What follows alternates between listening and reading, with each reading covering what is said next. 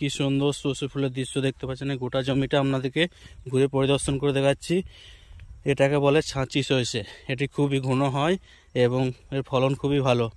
এবং দেখতে পাচ্ছেন কি সুন্দর ফুল ফুটেছে। এই সময় দেখতে খুব ভালো লাগে সর্ষে ফুলের দৃশ্য। এর ইউটিউবে বেশিরভাগ লোকই এই সর্ষে ফুলের আমাদের কৃষিকাজের যেহেতু চ্যানেল, তো এইসব দৃশ্য সব দেখতে ভালোবাসে। ওই জন্য আবার একটি ভিডিও নিয়ে চলে এলাম। তো তারই পাশের জমিতে দেখতে পাচ্ছেন আলুর চাষ করা হয়েছে। পাশের জমিতে আলুর চাষ করা হয়েছে। মাঠকে মাঠ, পুরো মাঠটা দেখতে পাচ্ছেন। এদিকটা সব আলু চাষ। তো আলুর চাষে দেখতে পাচ্ছেন এই আলু তো উঠবে কিছুদিন পরই। তো ভালো লাগলে আপনারা লাইক, শেয়ার, সাবস্ক্রাইব করে দিয়ে যাবেন।